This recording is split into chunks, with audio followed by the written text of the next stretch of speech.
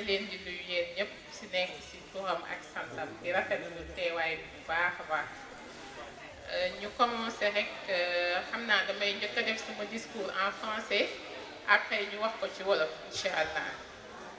Donc voilà, monsieur le représentant du ministre de la Santé et de l'Hygiène publique, monsieur Aleba, monsieur le représentant du professeur Alioune Thiongane, monsieur le représentant du directeur général de la SONAGED, Khalifa Ababacar Sall, monsieur le représentant du conseil technique santé du premier ministre, Dr Bakary Thior, monsieur le représentant du sous-préfet de la ville de Rufisque, Madame Ndeye Binta Thiam, la délégation du maire de la commune de Rufisque-Est, monsieur Elimane Sakho Sembène, honorable Serigne Dara, imam, délégué de quartier, bajenu gox et relais communautaire et toute l'assistance, chers partenaires, chers collègues, chers invités.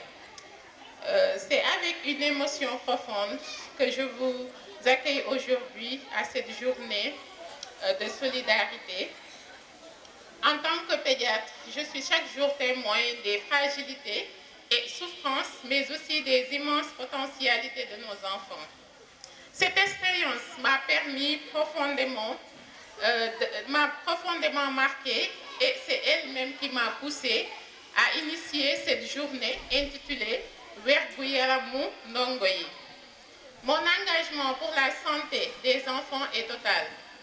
Aujourd'hui, nous ne sommes pas simplement réunis pour une cérémonie, mais nous sommes réunis pour un acte de foi, de responsabilité envers nos enfants, nos frères, les Ndongo Dara. L'initiative dénommée Wergu Yaramu Ndongo Yi porte une ambition forte: offrir aux talibés le droit à la santé, à la dignité et à l'avenir. Ce projet est né d'une conviction. Aucun enfant ne doit être laissé en compte. Dans les Dara de Colobane Guy Mouride, nous voulons soigner, nous voulons prévenir, nous voulons protéger et éduquer les enfants.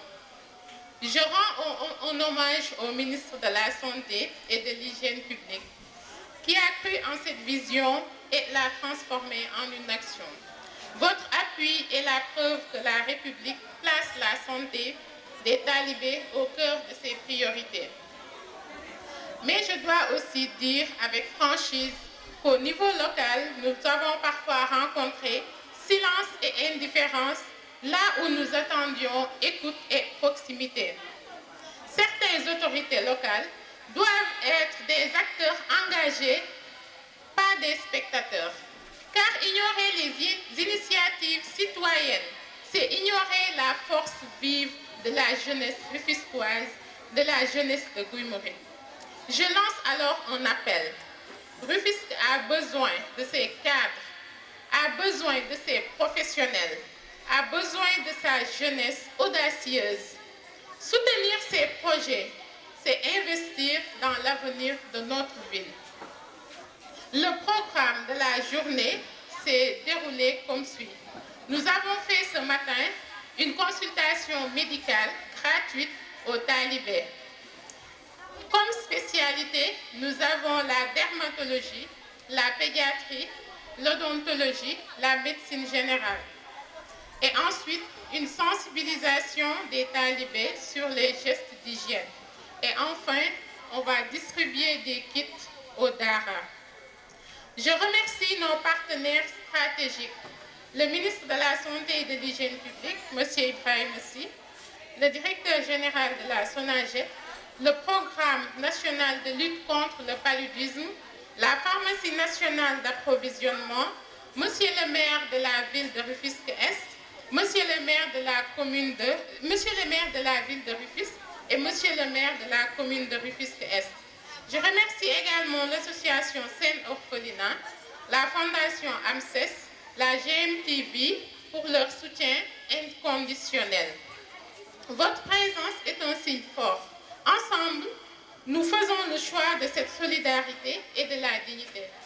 Chers Ndongo, cette journée est la vôtre.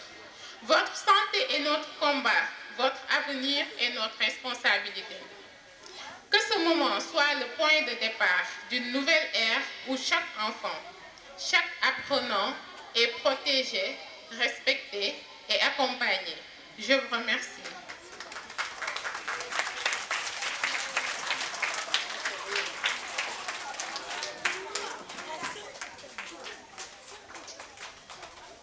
asalaamaaleykum mbooloo mi maa ngi leen di nuyu bu baax ku ci nekk ci turam ak santam di rafetlu teewaay bi bu baax di wax ne bés bii tey ñu fi dajale ñu tuddee ko benn projet bu am solo muy wér gu yaramu ndongo yi nekk bés boo xam ne itam bés bu am solo la ndax dafa nekk bés boo xam dañuy saytu li nga xam ne mooy wér gu yaramu ndongo yi ngeen gis tey ñu toog may remercier ñi nga xam ne ñoom ñoo ànd ak ñun ci bés bi ñi nga xam ne mooy monsieur le ministre de la santé et de l'hygiène publique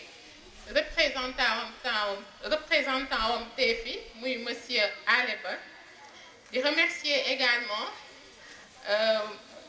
représentant du programme national de lutte contre le paludisme mi ngi fi également le représentant du directeur général de la SONAGED représentant conseil technique santé premier ministre docteur Bakary Thior représentant ki nga xam ne moom mooy sous-préfet de le sous-préfet de Rufisque ñu ngi koy nuyu bu baax également ñi nga xam ne mooy délégation maire de la commune de Rufisque Est ñu ko fi teewal di nuyu tamit ñi nga xam ne ñooy sëriñ daara yi di nuyu imam yi di nuyu délégué de quartier yi di nuyu tamit relais communautaire yi ak bàjjenu gox yu fi teew yëpp di nuyu suñu partenaires yi ak suñu invité yi fi teew yëpp di wax ne bés bi tey bés bu am solo la ndax dañu seetlu ne daara soxla na ndimbal daara soxla na taxawu ñu seetlu tamit ne taalibe yi dañ leen xaw a fàtte tuuti